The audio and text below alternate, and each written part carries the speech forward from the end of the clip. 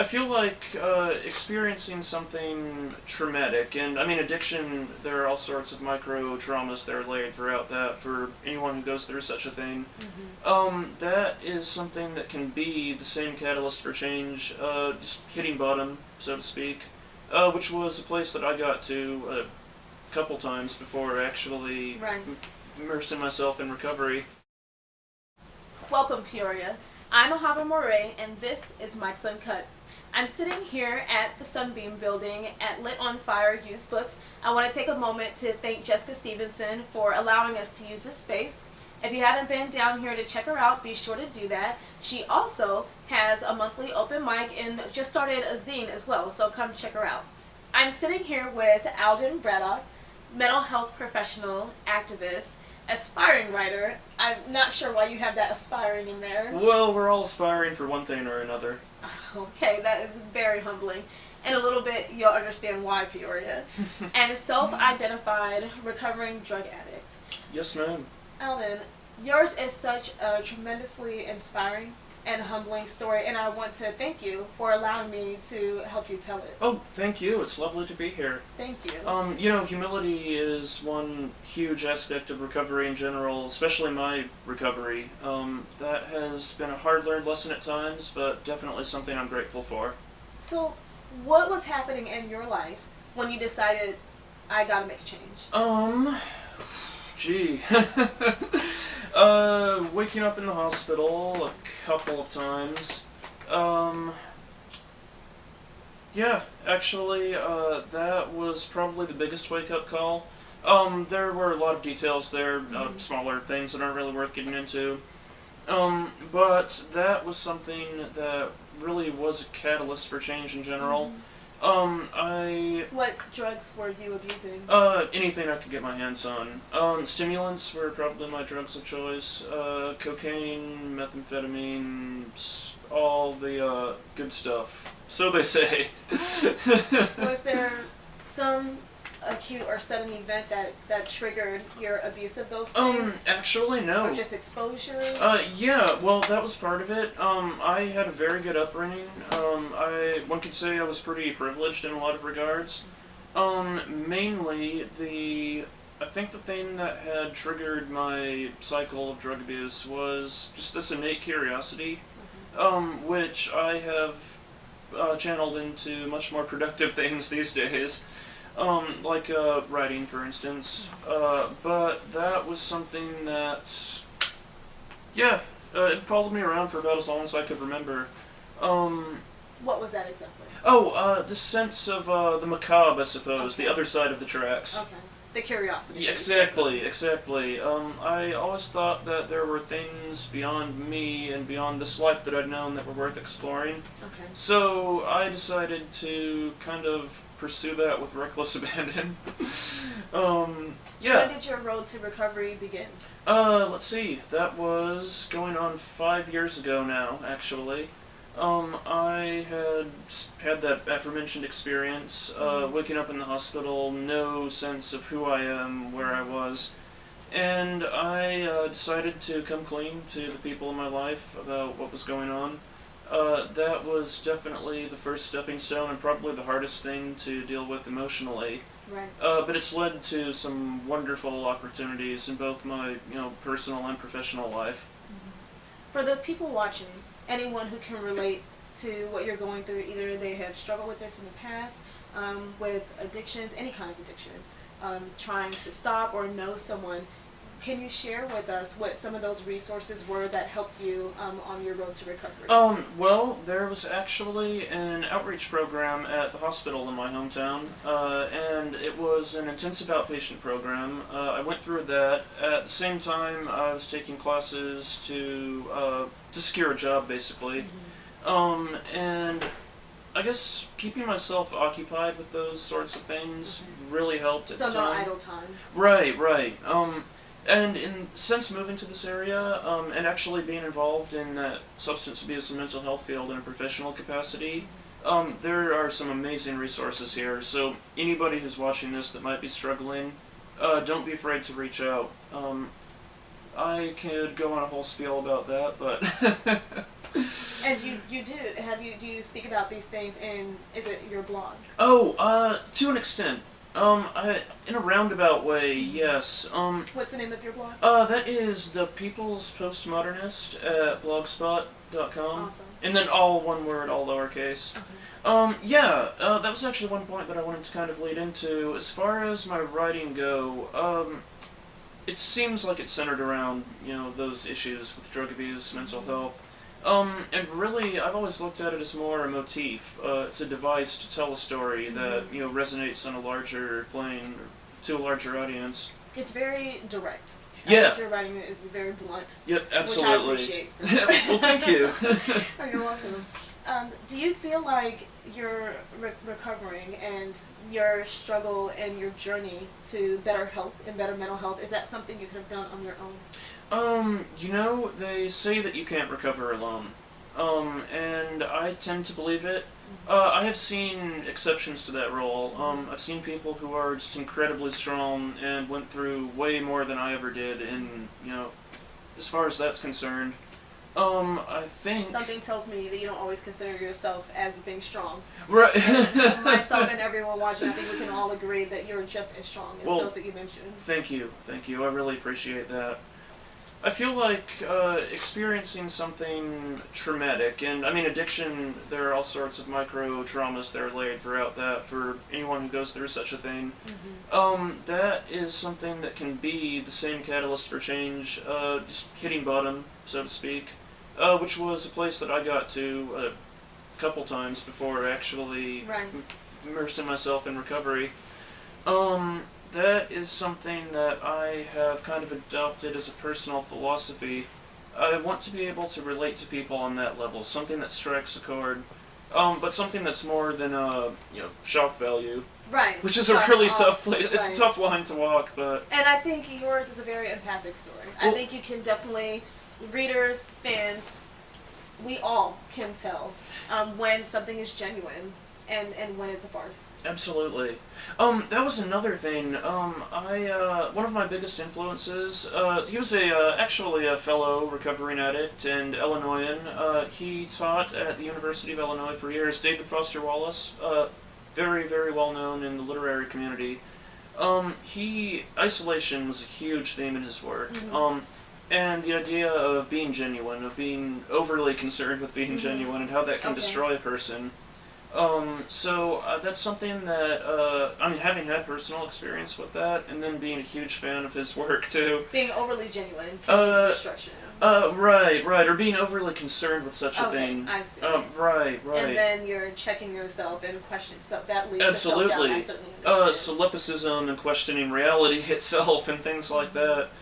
Really, really heavy themes, but that's something that it's relatable to everybody. I mean, we all have those thoughts at times, and we all have those crystallizing experiences at times, too, that really do show us that we're fortunate. You believe that poetry changed your life? Absolutely. Can you tell us about that? Yes, I sure can. So, I had always had an interest in writing and literature. I don't have anything beyond high school English, but it's something that kind of came naturally to me. So it was an interest of mine that I had never really thought about pursuing. But after the fog cleared, it was something that I really immersed myself in because it was a way for me to, capture those same sorts of transcendent feelings that I was looking for with my other extracurricular activities. Okay. So, a healthy coping mechanism. Absolutely.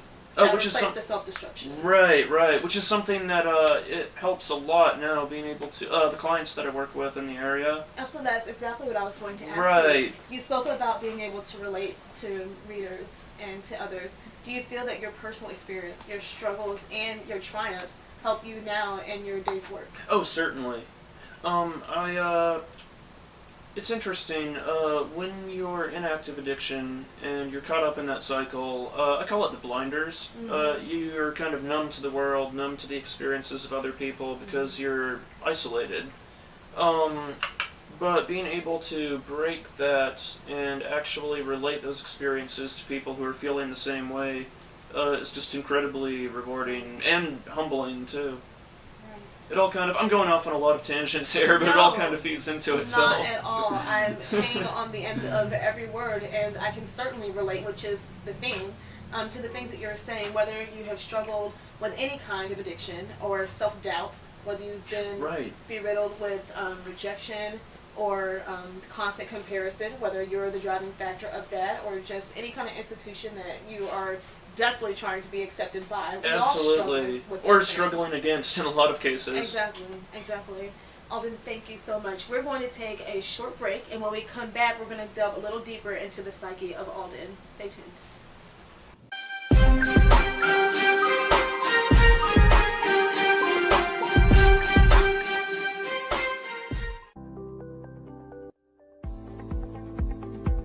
Okay, I don't have time to look at it, but I don't need to look at it. Thanks, Nick.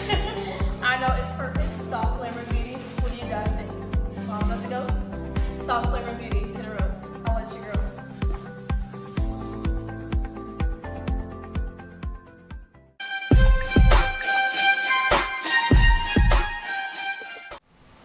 Welcome back, Peoria. If you're just now joining us, I'm Ahavah Mauré, and this is Mike's Uncut. I'm filming down here at Lit on Fire at the Sunbeam Building, and if you haven't been in to see Jessica, be sure to do that ASAP. She has a wonderful selection of used books, and she also hosts a monthly open mic. It's intimate, and it's intense. I can vouch for that. I'm sitting here with Alden Braddock. He's about to share some of his works with us. So, Alden. Thank you.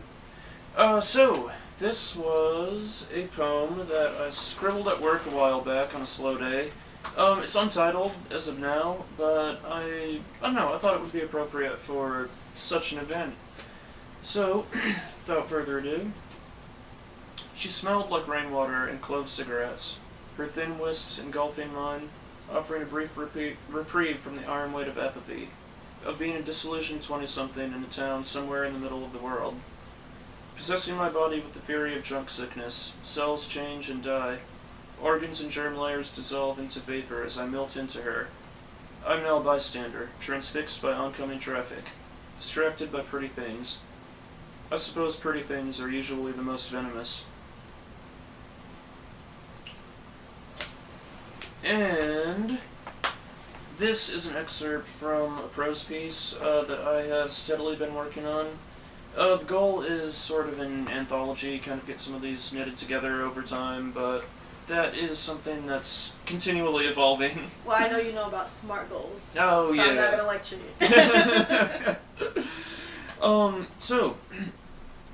Like I had mentioned earlier, my bottom was being hospitalized, and for a pretty significant amount of time. This is something that it's actually like years following the event. I just wrote this recently, but it was something that I felt really resonated with the mood that I was in at the time, and being able to look back on those experiences in a new light, just really gives me much more solid ground to stand on these days. So, again, without further ado. My pleas for morphine were avoided like the plague by even the most naive-looking of nurses. The world my eyes saw had been raped by a kaleidoscope, but those eyes sobered up long enough to see the doctor hovering over me, asking me the same battery of questions. But I'm sure all of you have been through this before. How long? How much? Are you still hearing voices? That whole routine. That's all you get for now. Check out my blog also, as you had mentioned earlier. And the name of your blog again? That is the People's Postmodernist, all one word, all lowercase, at blogspot.com. Okay. .blogspot.com. You can also be found on Twitter at Alden_Braddock. Yes, absolutely. I'm kind of a late bloomer when it comes to social media, so I actually just now have a Twitter as much of a sacrilegious thing as that is in this day. I understand everybody's telling me to get Instagram, but I'm still resisting. Right. One of these days, the wheels of progress turn. Sometimes slow, sometimes fast. So, Alden, well, first, I have so many questions, but so the excerpt that you just read is from the soon-to-be anthology.